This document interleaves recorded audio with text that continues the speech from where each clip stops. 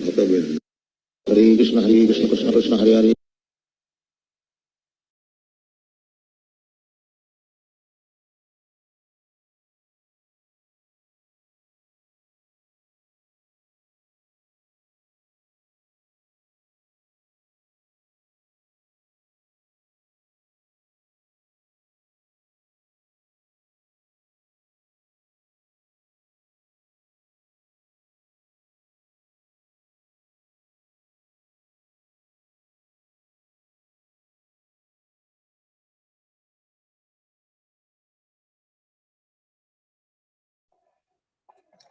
It was the it was at the age of 16 or 17 that he traveled to Gaya with a host of his students and there took his spiritual initiation from Ishwarapuri, a Vaishnava sannyasi and a disciple of a renowned Madhavendra Puri. Upon his return to Nadia, Nimai Pandita turned religious preacher, and his religious nature became a strongly represented that Advaita Prabhu, Srivas, and others who had before the birth of Chaitanya already accepted the Vaishnava faith were astonished at the change in the young man. He was then no more a contending Nayaki, a wrangling smart and a criticizing rhetorician. He soon at the name of Krishna and behaved as an inspired a man under the influence of his religious sentiment. It has been described by Murari Gupta, an eyewitness, that he sought his heavenly powers in the house of Srivasa Pandit, in the presence of hundreds of his followers who were mostly well-read scholars. It was at the time that he opened a nocturnal school of Kirtana in the compound of Srivas Pandit with his sincere followers. There he preached, there he sang, there he danced, and there he expressed all the sort of religion feelings. Nityanand Prabhu, who was then a preacher of Vaishnavism, who has completed his travel all over India, joined him at that time. In fact, a host of Pandit preacher of Vaishnavism, all sincere at heart, came and joined him from different part of Bengal. Nadia now became the regular seat of a host of Vaishnava acharyas whose mission it was to spiritualize mankind with the highest influence of Vaishnava creed.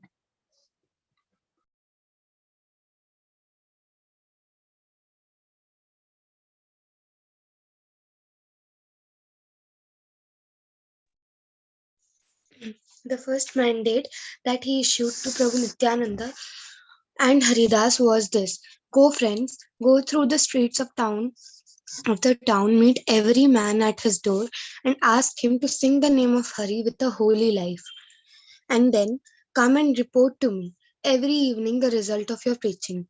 Thus ordered, the two preachers went out and met Jagai and Madhai, the two first abominable characters in Nadia.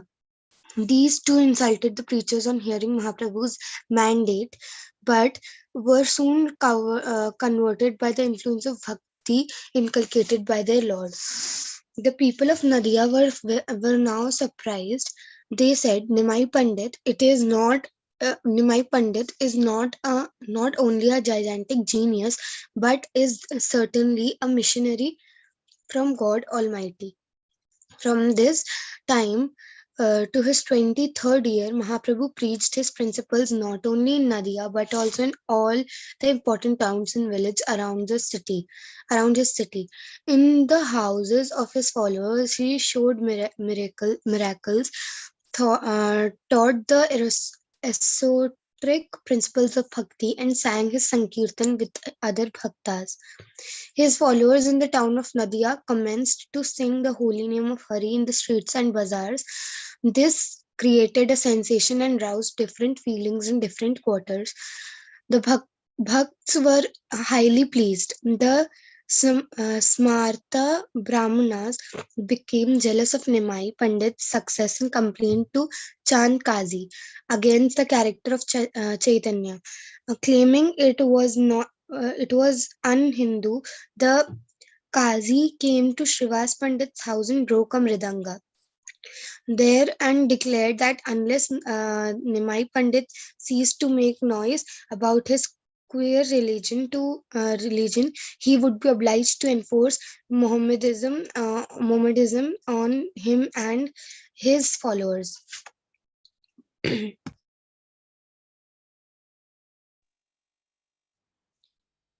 This was brought Mahaprabhu's notice. He ordered the townspeople to appear in the evening, each with a torch in his hand.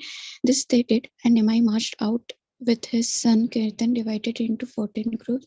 On his arrival in the Qazi's house, he held a long conversation with the Qazi, and in the end communicated into his heart his Vaishnav. Influenced by touching his body, the Qazi then wept and admitted that he had felt a keen spiritual influence which had cleared up his doubts and produced in him a religious sentiment which gave him the highest ecstasy. And the Qazi then joined the Sankirtan party. The world was astonished at the spiritual power of the great Lord, and hundreds of heretics converted and joined the banner of Visvambar, Visvambara after these affairs. And it was after this that some of the jealous and low-minded Brahmanas of Kulia picked a quarrel with Mahaprabhu and collected a party to oppose him. Nimai Pandit was naturally a soft-hearted person. Though strong in his principle, he declared that party feelings and sectarianism were the two great enemies of progress, and he saw that as long as he should continue to be an inhabitant of Anadai and belonging to a certain family, his mission would not meet with complete success. He then resolved to be a citizen of the world by cutting off his connection with his particular family, caste, and grade. And with his resolution, he embraced the position of a sannyasi at Katwa under the guidance of a Kesav Bharti and of that town. In the 24th year of his life, his mother and wife wept bitterly for his separation. But our hero, though soft in heart, was a strong person in his principles. He left his little world in his house for the unlimited spiritual world of Krishna with men in general.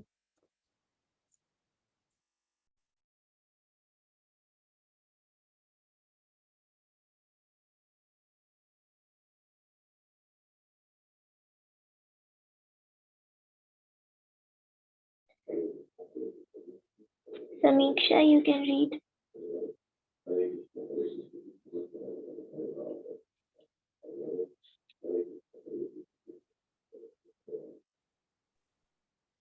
After his sannyasa, he was induced to visit the house of Advait Prabhu in Santipura. Advait managed to invite all Mahaprabhu's friends and admirers from Nadia and brought Sakhi Devi to see her son. Both pleasure and pain invaded her heart when he saw her son in the attire of a sannyasi. As a sannyasi, Krishna Chaitanya put on nothing but a kopina and bahirvasha outer covering. His head was without hair, and his hand bore a danda stick and uh, a kamandalu. The holy son fell at the feet of his beloved mother and said, "Mother, this body is yours, and I must obey your orders. Permit me to go to Vrindavan and Vrindavan for my spiritual attainments." The mother, in conclusion, mm, with Advait and others, asked her son to reside in Puri, the town of Jagannatha, so that she might obtain news of him now and then. Mahaprabhu agreed to the proposition, and in a few days left Santipura for Odisha. His biographers have described the journey of Krishna Chaitanya and was the name he got after his sannyasa from Santipura to Puri in great details. He travelled along the side of the Bhagirathi as far as mm, uh, Chitrabhoga, situated now in Thana Mathurapura. Diamond Harbour, 24 program,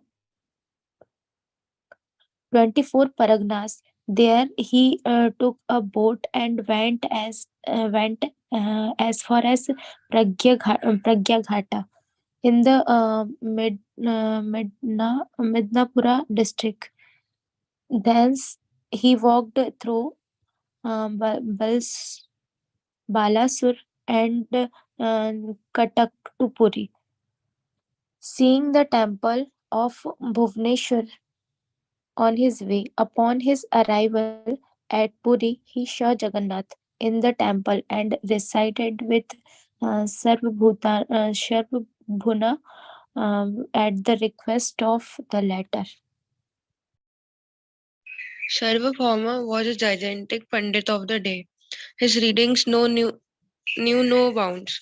He was the best Nyayika of the times and was known as the most erudite scholar in the Vedant philosophy of the school of Shankaracharya. He was born in Nadia, Vidyanagar, and taught innumerable pupils in the Nyaya philosophy in his Tola there. He had left for Puri some time before the birth of Nimai Pandit.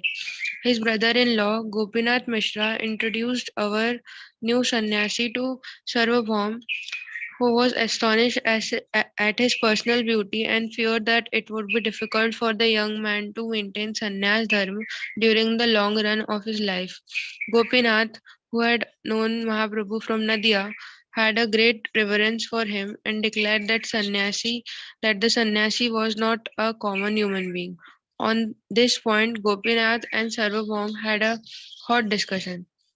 Sarvabhaum then requested Mahaprabhu to hear his recitation of the Vedanta Sutras, to which the latter tacitly submitted. Caitanya heard with silence what the great Sarvabhaum uttered with gravity for 7 days, at the end of which the latter said, "Krishna Chaitanya, I think you do not understand the Vedant, as you do not say anything after hearing my recitations and explanations." The reply of Chaitanya was that he understood the sutras very well but could not make out what Shankaracharya meant by his commentaries.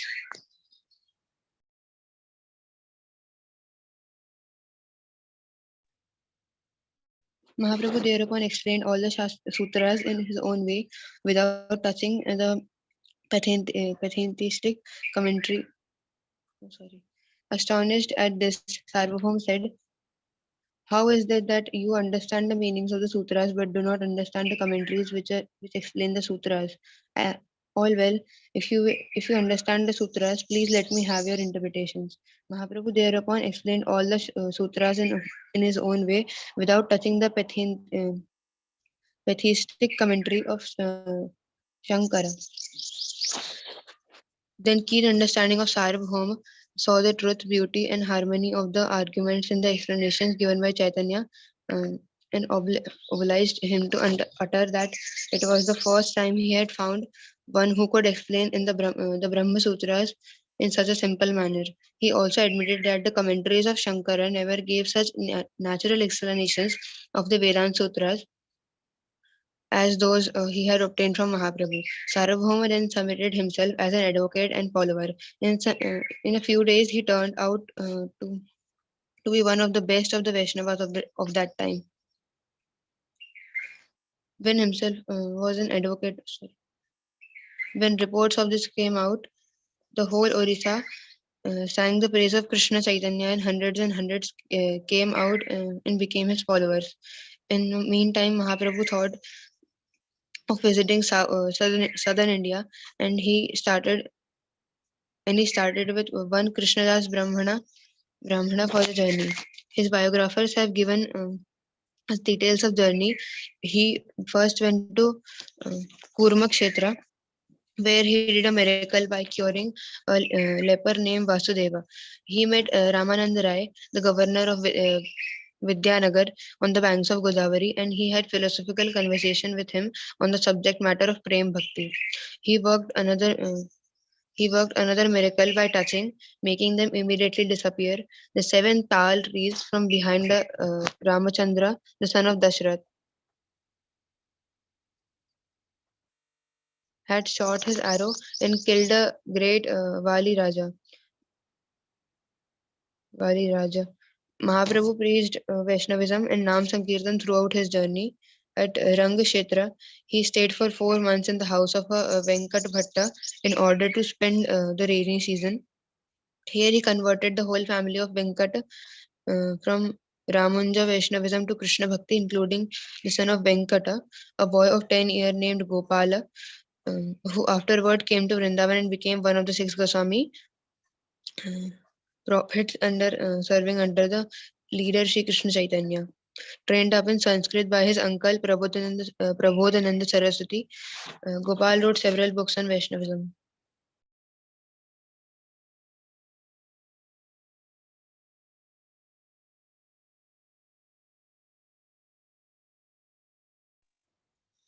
Chaitanya visited numerous places in the southern India as far as Comorian and returned to Puri in 2 years by Pandrapura on the Bhima. In this latter place, he specialized one Tukarama, who became from that time a religious preacher himself.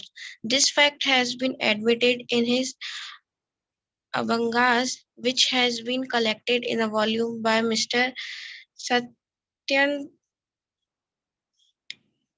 Satyendranath Tagore of the Bamboo Civil Services. During his journey, he had discussed with the Buddhists, the Jains, and the Yadas in several places and converted his opponents to Vaishnavism. Upon his return to Puri, Raja Pratap Rudra Deva and several Pandits Brahmas joined the banner of Chaitanya Mahaprabhu. He was not 27 years of age. In his 28th year, he went to Bengal as far as Goda in Malda. There he picked up two great personage named Rupa and Snatana, through descended from the lines of the Carnatic Brahmins. These two brothers has turned demi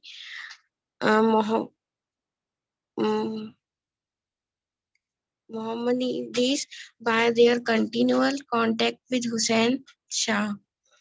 Then then European of Goda. Their names had been changed by the Europer into Dabira Khasa and Sakra Malika, and their master loved them heartily as they were both learned in Persian, Arabic, and Sanskrit, were loyal servant of the state. The two gentlemen had found no way to come back as regular Hindus and had returned to Mahaprabhu while he was at Puri for spiritual help.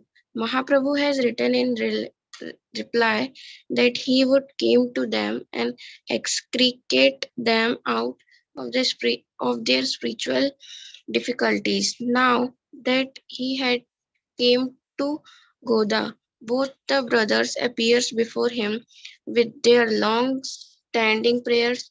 Mahaprabhu ordered them to go to Vrindavan and meet them there.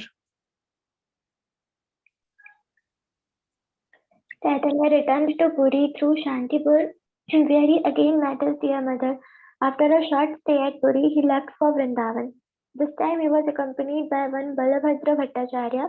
He visited Vrindavan and came down to Prayag, Allahabad, converted a large number of Mohammedans to Vaishnavism by argument from the Quran. The descendants of those converts are still known as Pathan Vaishnavas. Srila Rupa Goswami met him at Allahabad. Chaitanya trained him in spirituality in 10 days and directed him to go to Vrindavan on two missions. His first mission was to write theological works scientifically explaining pure bhakti and prem. The second mission was to revive the places where Krishna Chandra had, at the end of Dwapar Yuga, exhibited his spiritual leela for the benefit of the religious world. Srila Rupa Goswami left Allahabad for Vrindavan and Mahaprabhu came down to Banaras. There he resided in the house of Chandrasekhar and accepted his daily bhiksha meal in the house of Tapan Mishra.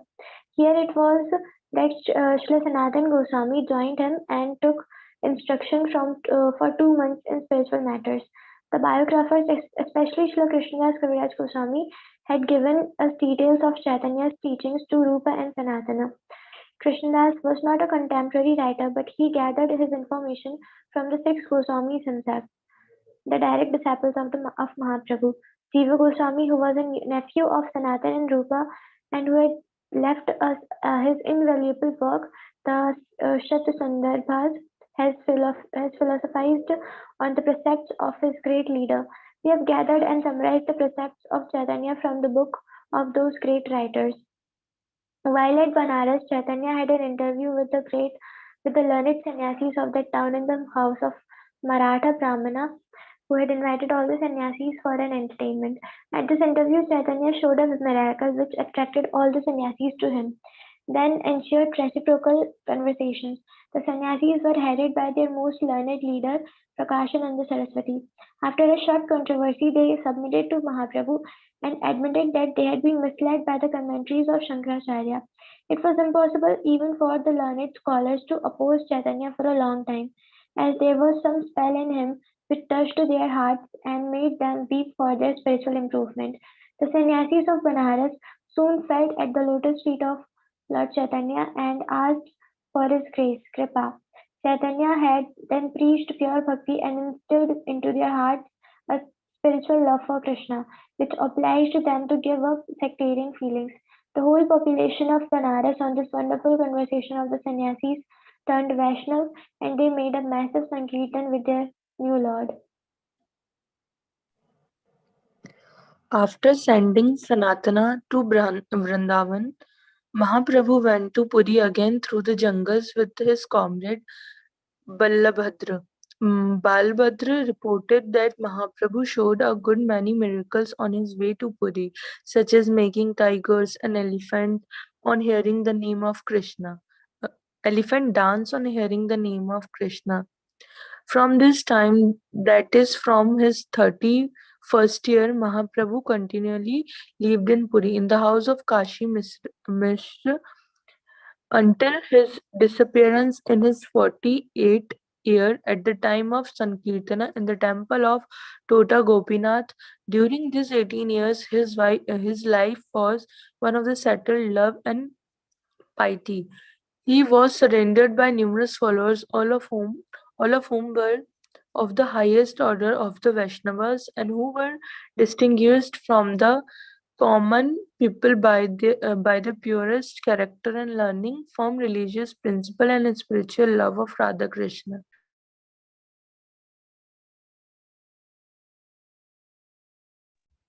Swarup Damodar, who had been known by the name of Purushottam Acharya while Mahaprabhu was in Nadia, joined him from Banaras and accepted service as his secretary.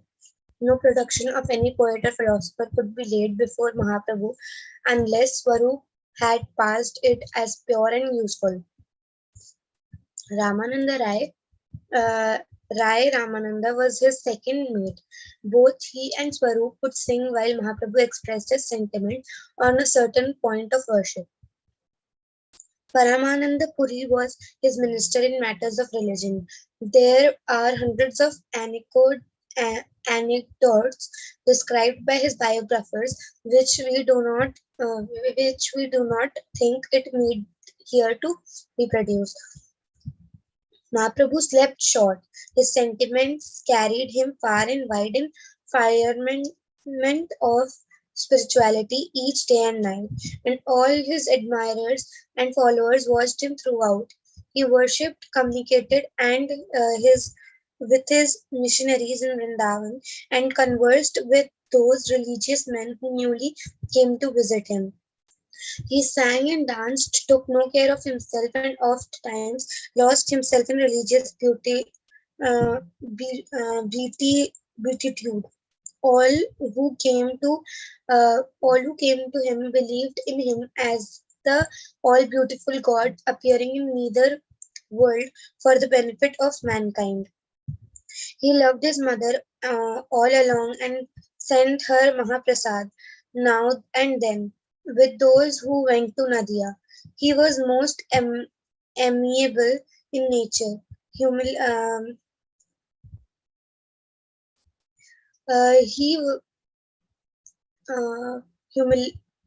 all who came to him believed in him as the all beautiful God appearing in neither world for benefit of mankind.